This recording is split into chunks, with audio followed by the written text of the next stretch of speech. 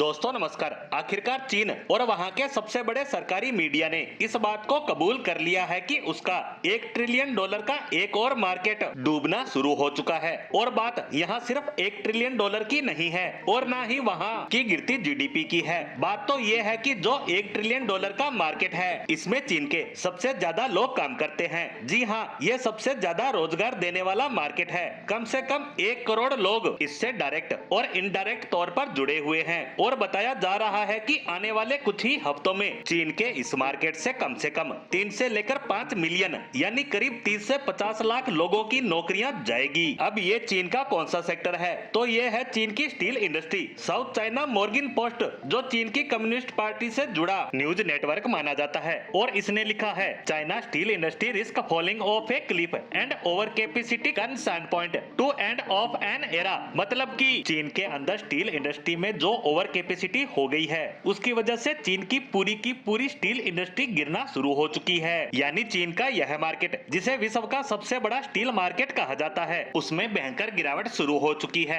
साथ ही एक युग के अंत की शुरुआत भी हो चुकी है। इन्होंने खुद कहा है कि एंड ऑफ एन एरा। ये ऐसे ही नहीं कहा, वाकई में ये युग का अंत है, क्योंकि पिछले 20 सालों से चीनी स्टील इंडस्ट्री के दम पर पूरी दुनिया का इंफ्रास्ट्रक्चर खड़ा हुआ है। चाहे अमेरिका हो, दुबई हो, यूरोप हो या भारत, सभी को स्टील चाइना ही सप्लाई करता आया है। और खुद चीन की अर्थव्यवस्था इतनी विशालकाय हो चुकी है, जो अमेरिका को पछाड़ने की कगार पर है। इनकी जीडीपी का आधार रियल एस्टेट था। इन्होंने बड़े बड़े शहर बनाए, जिससे जीडीपी को बूम मिला। इसे भी स्टील इंडस्ट्री ने ही खड़ा किया है। इसीलिए पिछले 20 सालों से इसे एक एरा यानी एक युग की तरह ही देखा जाता है, और अब इसके अंत की शुरुआत हो चुकी है। लेकिन ये ओवर कैपेसिटी क्या है? तो इसका कारण है दुनिया के बड़े बड़े देश जो चीन से स्टील खरीदा करते थे, जैसे भारत, अमेरिका, यूरोप सहित कुछ मिडिल ईस्ट के देशों ने इस पर जबरदस्त इंपोर्ट ड्यूटी लगाना शुरू कर दिया, जिससे ये महंगा पड़ने लगा। वहीं भारत, अमेरिका जैसे देश जहां सबसे ज्यादा इंफ्रास्ट्रक्चर के प्रोजेक्ट चल रहे थे, वहां उनकी खुद की स्टील इंडस्ट्री खड़ी हो गई है।